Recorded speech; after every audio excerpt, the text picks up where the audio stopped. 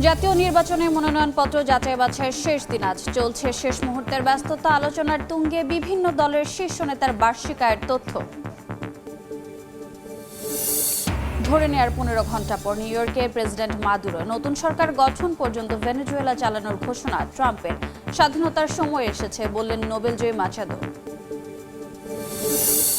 পৌষের শীতে কাঁপছে দেশ হিমেল হাওয়ায় বিপর্যস্ত জনজীবন বিপাকে নিম্ন আয়ের মানুষ হাসপাতালে বেড়েছে ঠান্ডাজনিত রোগীর চাপ ঘন কুয়াশায় শাহজালালে বিমান চলাচল ব্যাহত এলপি গ্যাস নিয়ে চরম নৈরাজ্য 1200 টাকার সিলিন্ডার কিনতে গুনতে হচ্ছে 2400 পর্যন্ত সরবরাহ সংকটের অজুহাত ব্যবসায়ীর আজ বিইআরসির সভায় হবে ঘোষণা নতুন দাম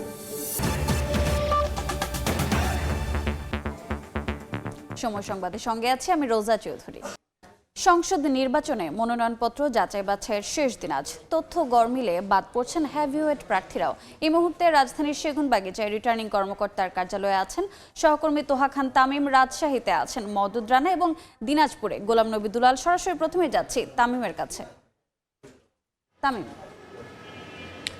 ত্রয়োদশ জাতীয় সংসদ নির্বাচনের মনোনয়নপত্র যাচাই বাছাই আজকে কাগজে কলমে শেষ দিন যদিও এই যে বিভাগীয় কমিশনার যিনি পদাধিকার বলে রিটার্নিং কর্মকর্তা তার কার্যালয়ে গতকালকেই তিনি যে দাপ্তরিক যে কাজ ছিলেন সেই কাজগুলি তিনি গুটিয়ে নিয়েছেন অর্থাৎ গতকালকেই তার শেষ হয়ে গেছে আজকে শেষ মুহূর্তে ভেতরে একটি বৈঠক চলছে এবং এই বৈঠকে সচিব মহোদয় তিনি উপস্থিত আছেন এবং পাশাপাশি বিভাগীয় কমিশনার অর্থাৎ রিটার্নিং কর্মকর্তা তিনি উপস্থিত আছেন সহ যারা সংশ্লিষ্ট কর্মকর্তা রয়েছেন সরকারি সবাই মিলে মাঠ পর্যায়ে যারা কর্মকর্তা রয়েছেন তারা উপস্থিত রয়েছেন এবং সবশেষ মুহূর্তে যে প্রস্তুতি সেই প্রস্তুতি তারা সেরে নিচ্ছেন এবং এই বৈঠকটি শেষ হলে সেই বৈঠকে কি আলোচনা হলো সেই বিষয়টি আমরা হয়তো জানতে পারবো আজকে মনোনয়নপত্র যাচাই বাছাই শেষ দিন আগামীকাল অর্থাৎ 5 তারিখ থেকে শুরু হয়ে 9 তারিখ পর্যন্ত চলবে এটির যে আপিল অর্থাৎ যে অবৈধ ঘোষণা করা হয়েছে যেই মনোনয়নগুলি এখন পর্যন্ত যে মনোনয়নগুলো অবৈধ ঘোষণা করা হয়েছে সেই মনোনয়ন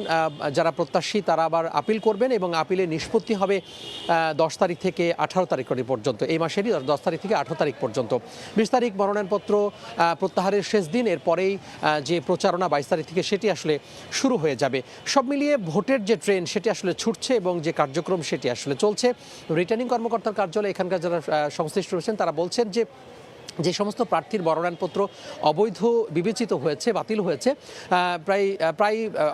প্রায় সব প্রার্থীরই প্রায় বলা যায় স্বতন্ত্র প্রার্থী এবং স্বতন্ত্র প্রার্থীরা এখানে বলা হয়েছে যে যারা স্বতন্ত্র প্রার্থী রয়েছেন তারা মূল ভোটারের অর্থাৎ তার যে সংশ্লিষ্ট আসন সেই আসনের মূল ভোটারের 1% যে স্বাক্ষর লাগবে সেই স্বাক্ষর তারা আসলে অনেক সময় ব্যর্থ হয়েছেন অনেক সময় ত্রুটিপূর্ণ স্বাক্ষর নিয়ে আসছেন অনেকেই মৃত ভোটারের স্বাক্ষর নিয়ে আসছেন এমন অভিযোগ কিন্তু এখান থেকে পাওয়া গেছে তো সব মিলিয়ে এবং এছাড়াও অনেকের মনোনয়নপত্র বাতিল হয়েছে বিভিন্ন নিবন্ধন দলের নিজের নিবন্ধন সেই নিবন্ধন কার্যক্রম সেটি ত্রুটি থাকার কারণেও কিন্তু অনেকের মনোনয়ন বাতিল হয়েছে তো নানা কারণে মনোনয়ন বাতিল হয়েছে এবং তারা হয়তো সেটি নিষ্পত্তি করবেন যে নির্দিষ্ট সময়ে তো এই ছিল বিভাগীয় কমিশনের কার্যালয়ে আমার হাতে থাকা সবশেষ আমি এখন চলে যাব রাজশাহীতে সেখানে আছেন আমাদের সহকর্মী মওদুদ রানা তিনি জানাবেন সেখানকার পরিস্থিতি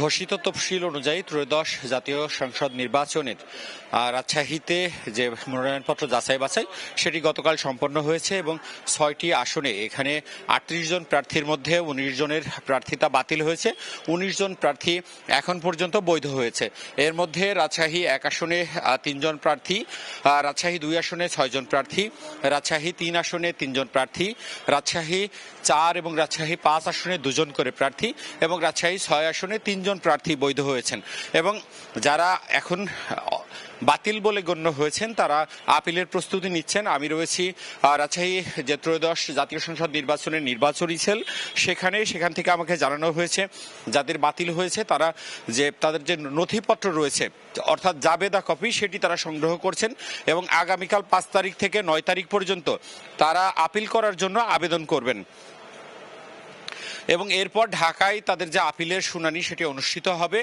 ঢাকায় 2 নম্বর যে বুথ রয়েছে নির্বাচন কমিশনের সেখানে তাদের যে আপিলের শুনানি সেটি ঘোষণা করা হবে এবং তার পরপরই আসলে যারা বৈধ হবেন অর্থাৎ প্রার্থিতা ফিরে পাবেন তারা আসলে এই নির্বাচনে অংশ নেবেন এবং সব মিলিয়ে আমরা যেটি দেখেছি যে এখানে বেশিরভাগ যে 1% স্বতন্ত্র প্রার্থীদের তাদের সমর্থক থাকা দরকার সেটি গড়মিল ছিল অনেকেই মৃত ব্যক্তিকে তাদের যে সমর্থক সমর্থনকারী হিসেবে চিহ্নিত করেছিল, অনেকের আয় ব্যয় যে ফান্ড সেটিতে সম ছিল এবং অনেকের স্বাক্ষরে গড়মিল ছিল।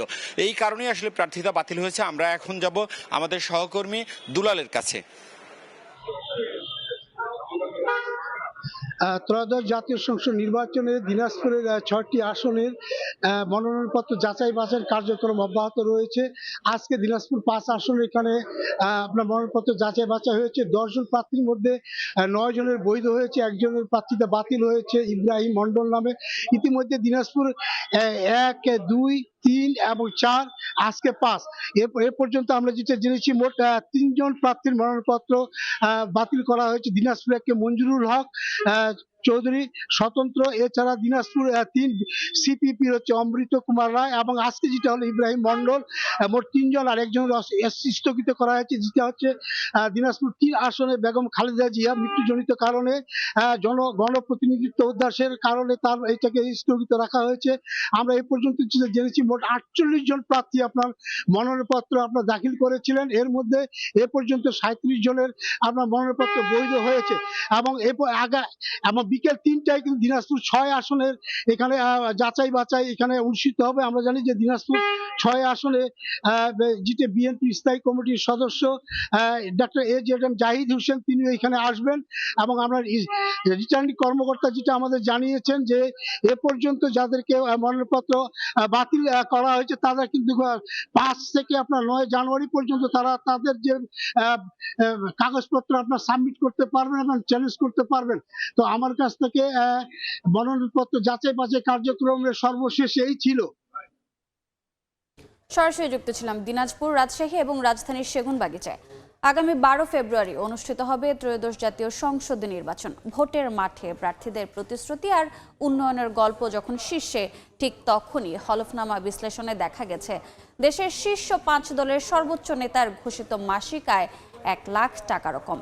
সবচেয়ে কম আয় দেখিয়েছেন জামাতের আমির ৩০,০০০ টাকা, আর বেশি ১,৩৩,০০০ টাকা দেখিয়েছেন এনসিপির আহ্বায়ক নাহিদ ইসলাম। বিএনপির ভারপ্রাপ্ত চেয়ারম্যান তারেক রহমানের মাসে আয় দেখানো হয়েছে ৫৬,০০০ টাকা।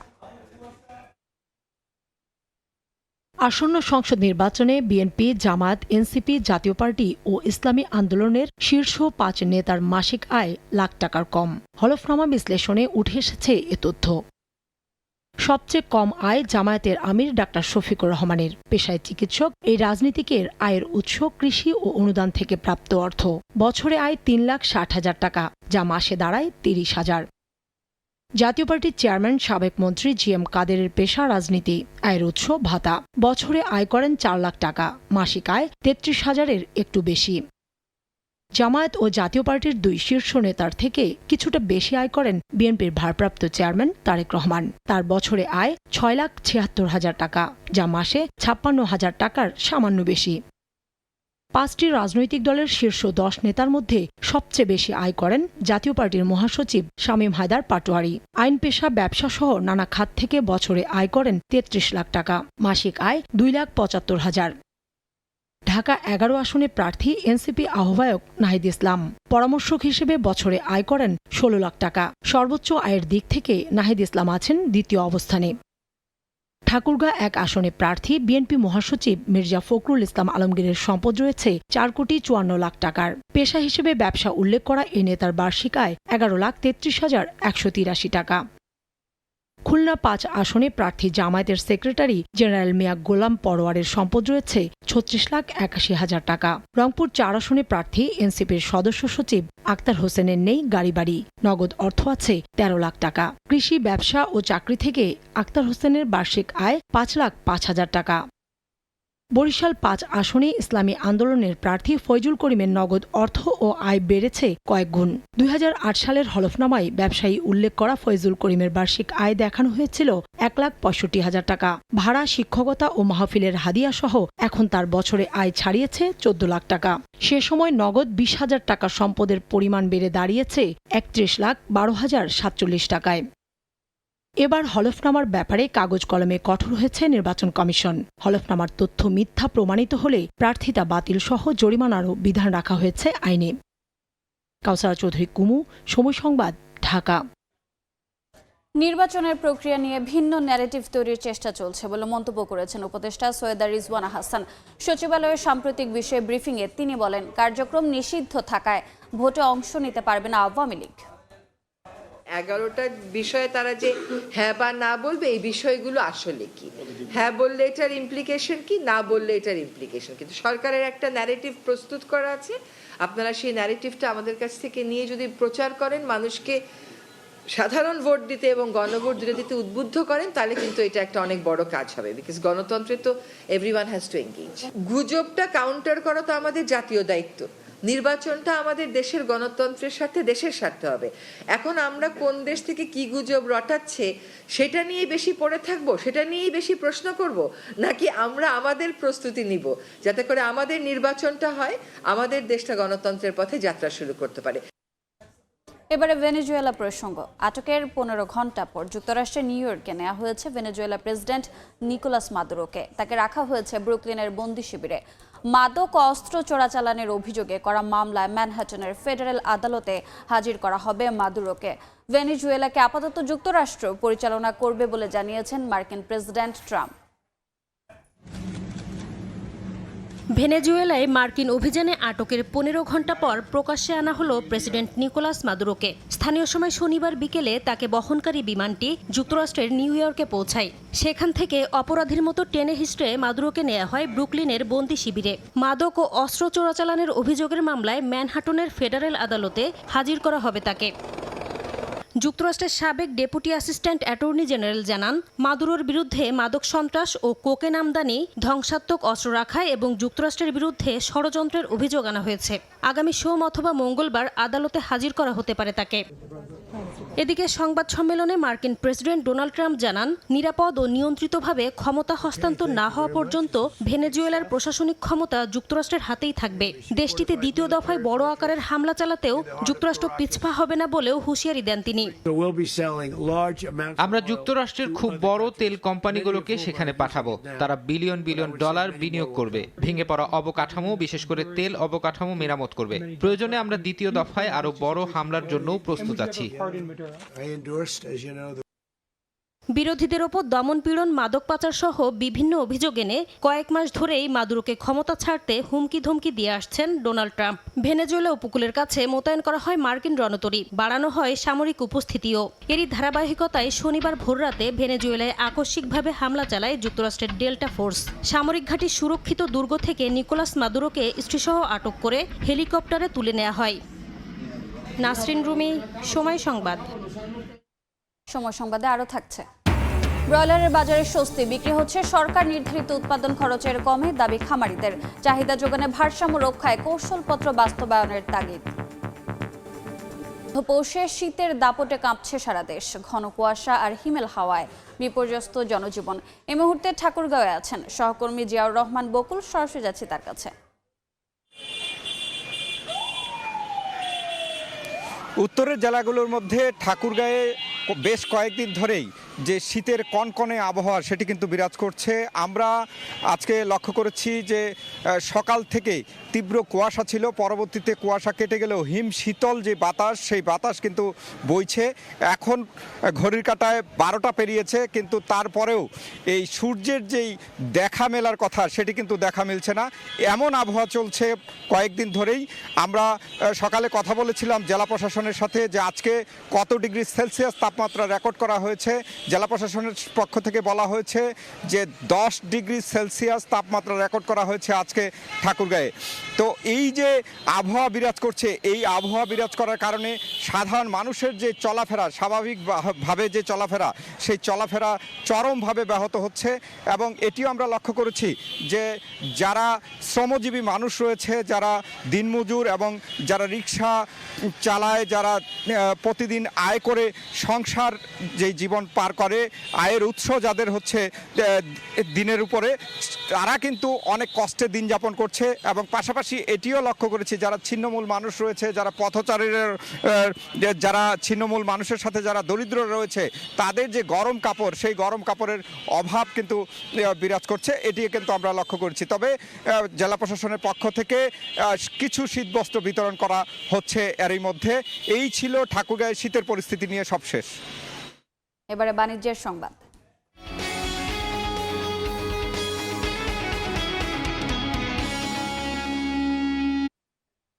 এলপি গ্যাস নিয়ে চলছে নজিরবিহীন নৈরাজ্য। সরবরাহ সংকটের অজুহাতে বিক্রি হচ্ছে প্রায় দ্বিগুণ দামে। নির্ধারিত 1250 টাকার 12 কেজি সিলিন্ডার কিনতে গ্রাহককে গুনতে হচ্ছে 1800 থেকে 2400 টাকা। এমন অবস্থায় এলপি গ্যাসের নতুন দাম ঘোষণা করবে বিইআরসি। সেলিম আহমদের ছবিতে ফারুক ভুঁইয়া রবিনের রিপোর্ট। লাইনের গ্যাস সরবরাহে সংকটের কারণে এলপিজি সিলিন্ডার ব্যবহার করেন রাজধানীর মিরপুরের বাসিন্দা মাহবুবা। একে তো হঠাৎ করে অস্বাভাবিক দাম বৃদ্ধি, তার উপর নিয়মিত ব্যবহার করা নির্দিষ্ট একটি কোম্পানির এলপি গ্যাস পেলেন না কয়েকটি দোকান খুঁজেও। আমরা লাইনের বিলে দিয়ে হচ্ছে 1080 টাকা, সে জায়গায় এটা তো যদি 2000 হয় তখন তো অবশ্যই এটা টু মাচ এক্সপেন্সিভ হয়ে যায় মিডল ক্লাসের জন্য।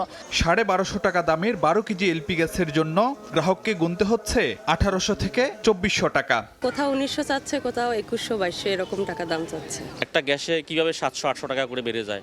হঠাৎ করে কি এমন ঢুকে গেল গ্যাসের মধ্যে 1950 টাকা হয়ে গেল। খুচরা বিক্রেতাদের অভিযোগ, যে দামে গ্রাহক পর্যায়ে বিক্রি করার কথা তার চেয়ে বেশি দামে কিনতে হচ্ছে খোদ ডিলারদের কাছ থেকেই। সরকার বাজারে ঠিক আছে, কিন্তু ডিলারতে তো আমাদের আরো বেশি দিয়া সব মিলিয়ে দিলে দেখা গেলো আপনার বর্তমানে 1900 টাকা পড়ে যেতেছে। আমরা নিজেরাই গ্যাসের সংকটে ভুগতেছি, আমরা গ্রাহককে কিভাবে গ্যাস দিব? তবে বেসরকারি এলপিজি অপারেটরদের সংগঠন লোয়াবের শীর্ষ নেতার দাবি, বিশ্ববাজারে কাঁচামালের দাম ও পরিবহন খরচ বাড়লেও পরিবেশকদের কাছে বিআরসি নির্ধারিত দামই সরবরাহ করা হচ্ছে এলপি গ্যাস।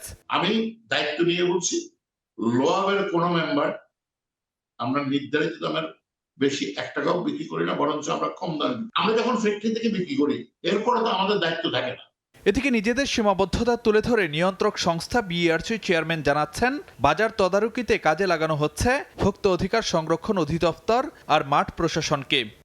আমরা এই বিষয়ে ভোক্তা অধিকারকে ব্যবহার করব। কনসার্ন যারা গুরুত্বপূর্ণ পয়েন্ট যেগুলি আছে সেই ডেপুটি কমিশনারদের সঙ্গে কথা বলবো, তাদেরকে কাজে লাগাবো। বাজারে নৈরাজ্যের মধ্যে রোববার এলপি গ্যাসের নতুন দাম ঘোষণা করতে যাচ্ছে বিইআরসি। এলপি গ্যাসের ঘোষিত দামের সঙ্গে বাজারের বাস্তব চিত্রের তফাৎ দেখা যায় প্রায় সব সময়ই। তবে গত কয়েকদিন ধরে যা হচ্ছে তা অনেকটাই নজিরবিহীন। আর এসব নিয়ন্ত্রণে দায়িত্বে আছে অনেক সংস্থা, তবু যেন দেখার নেই কেউই। ফারুক ভুঁইয়া, রবিন, সময় সংবাদ, ঢাকা। সপ্তাহের পর সপ্তাহ ধরে সরকার নির্ধারিত দামের চেয়ে কমে বিক্রি হচ্ছে ব্রয়লার মুরগি। একই অবস্থা ডিমেও। এতে নতুন করে বাচ্চা তুলছেন না অনেক খামারি, যা সরবরাহ সংকট তৈরি করবে বাজারে। এমন শঙ্কা থেকে চাহিদা যোগানে ভারসাম্য প্রতিষ্ঠায় কৌশলপত্র বাস্তবায়নের তাগিদ ব্রিডার্স অ্যাসোসিয়েশন অব বাংলাদেশ বিএবির। আর ক্ষুদ্র খামারি বাঁচাতে বড় উদ্যোক্তাদের এগিয়ে আসার তাগিদ প্রাণী সম্পদ অধিদপ্তরের। কামরুল হাসান সবুজের রিপোর্ট। রাজধানীর বাজারে তুলনামূলক কম দামে মিলছে ব্রয়লার মুরগি। দাম যে হিসাবে আশঙ্কা ছিল বাড়ার, ওই হিসাবে বাড়ে নাই। দাম যেহেতু কমছে সুতরাং স্বস্তি তো লাগবেই। মুরগির দাম কমে যাওয়ায় অবশ্য তেমন একটা হেরফের হয়নি খুচরা বিক্রেতাদের লাভের হিসাব। বাজার পরিস্থিতি লাস্ট 1 মাস বা 2 মাস হচ্ছে স্বাভাবিক রয়েছে। দাম যখন কম থাকে আমাদের পুঁজিও কম খাটান লাগে, ইনকামও বেশি। কয়েক সপ্তাহ ধরে বেশ খানিকটা কমেই বিক্রি হচ্ছে ডিম। লাল ডিমের বাজার চলতেছে 110 টাকা ডজন চলতেছে, সাদাটা 100 টাকা চলতেছে। আমাদের যেই লাভের পরিমাণ ওইটা দাম কমলেও যেরকম থাকে বাড়লেও ওই রকম। ডিম মুরগির দাম কমের স্বস্তি বাজারে এলেও লোকসানের বোঝা ভারী হচ্ছে খামারিদের। 1000 মুরগি পালতে আনুমানিক 3 লাখ টাকা খরচ, বিক্রি করতে হয় 2,20,000 থেকে 30,000 টাকা। বহু টাকা লস, কারণ আমরা এখনো সিদ্ধান্ত মালিক পক্ষ নিচ্ছে না আবার তুলবো কিনা। টিসিবির তথ্য, বর্তমানে এক একটি ডিম রাজধানীর খুচরা বাজারে বিক্রি হচ্ছে 9 থেকে 11.25 টাকায়। অথচ এক একটির উৎপাদন খরচ 10 টাকা 19 পয়সা থেকে 10 টাকা 30 পয়সা নির্ধারণ করেছে সরকারি। আবার 1 কেজি ব্রয়লার মুরগির উৎপাদন খরচ সরকারি হিসাবে 160 টাকা 87 পয়সা হলেও খামার পর্যায়ে 120 টাকার নিচে নেমেছে বলে দাবি ব্রিডার্স অ্যাসোসিয়েশন অব বাংলাদেশ বিএবির। ডিম, মুরগি, বাচ্চা, ইভেন ফিডেও কিন্তু আসলে বাস্তবে লস হচ্ছে। কয়েক মাস থেকে এই অবস্থা চলছে। এমন নিয়ন্ত্রণহীন বাজারে খামারি ভোক্তার লাভজনক অবস্থান নিশ্চিতে চাহিদা যোগানের কৌশলপত্র বাস্তবায়নের দাবি বিএবির। উৎপাদনের সাথে আমাদের চাহিদা সেটা যদি সমন্বয় করা না যায়, হাজার হাজার খামারি কিন্তু ঝরে পড়ে। এই অবস্থায় ক্ষুদ্র খামারি টিকিয়ে রাখতে সরকারের সঙ্গে বড় উদ্যোক্তাদের কাজ করার তাগিদ দিচ্ছে প্রাণী সম্পদ অধিদপ্তর। অ্যাসোসিয়েশনসগুলো যারা ইন্ডাস্ট্রি আছে, আমরা তাদের সাথে আলোচনা করছি যে কিভাবে খামারিকে প্রোটেকশন করা যায়। আকস্মিক লোকসানের থাবা থেকে পোল্ট্রি খাতকে বাঁচাতে মাংসের দীর্ঘমেয়াদী সংরক্ষণ ব্যবস্থা গড়ে তোলা দরকার বলেও মনে করে প্রাণী সম্পদ অধিদপ্তর। সংরক্ষণের জন্য আমরা কামরুল হাসান সবুজ, সময় সংবাদ, ঢাকা। দেখছেন সময় সংবাদ। ঝিনাইদহে ট্রাক নিয়ন্ত্রণ হারিয়ে ব্রিজের রেলিং ভেঙে নদীতে পড়ে 2 জন নিহত হয়েছেন। শনিবার রাত 1টার দিকে ঝিনাইদহ কুষ্টিয়া মহাসড়কের গাড়াগঞ্জ এলাকার বড়দাহ পুরাতন ব্রিজে দুর্ঘটনা ঘটে। পুলিশ জানায় রাতে যশোর থেকে একটি ডাল বোঝাই ট্রাক পাবনা যাচ্ছিল। ব্রিজের উপর এলে নিয়ন্ত্রণ হারিয়ে রেলিং ভেঙে কুমার নদে পড়ে যায়। খবর পেয়ে ফায়ার সার্ভিসের 2টি ইউনিট ঘটনাস্থলে পৌঁছে চালক সহ 2 জনের মরদেহ উদ্ধার করে।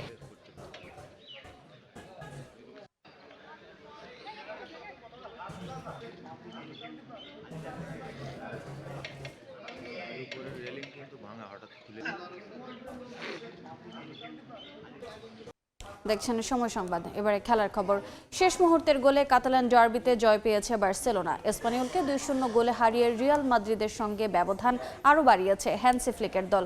শুরুর 10 মিনিট লড়াই চালিয়ে যায় স্বাগতিকরা। এরপর বল দখলে এগিয়ে থাকলেও তেমন ভালো কোনো সুযোগ তৈরি করতে পারেনি ফ্লিকের শিষ্যরা। বিরতিতে যাওয়ার আগে মাত্র 3টি শট নেয় বার্সেলোনা। দ্বিতীয়ার্ধে এসে চেনা রূপে ফেরার চেষ্টা চালায় রাফিনিয়ারা। 86 মিনিটে ম্যাচের ডেডলক ভাঙে বদলি নামা দানি ওলমো। ম্যাচের শেষ মিনিটে লেভানডস্কি লিড দ্বিগুণ করে। সময় সংবাদের শীর্ষ সংবাদগুলো জানিয়ে দিচ্ছে আরেকবার। জাতীয় নির্বাচনে মনোনয়নপত্র যাচাই বাছাইয়ের শেষ দিন। আজ চলছে শেষ মুহূর্তের ব্যস্ততা। নির্বাচনের প্রক্রিয়া নিয়ে ভিন্ন ন্যারেটিভ তৈরির চেষ্টা দেখছেন উপদেষ্টা রিজওয়ানা। ধরে নেওয়ার 15 ঘন্টা পর নিউ ইয়র্কে প্রেসিডেন্ট মাদুরো নতুন সরকার গঠন পর্যন্ত ভেনেজুয়েলা চালানোর ঘোষণা ট্রাম্পের। স্বাধীনতার সময় এসেছে বললেন নোবেলজয়ী মাচাদো।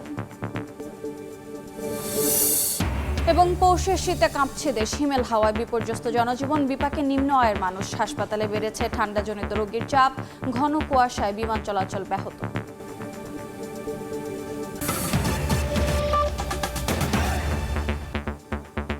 এ ছিল দুপুর 12টার সময় সংবাদে। এরপর দেখবেন খেলার সময়।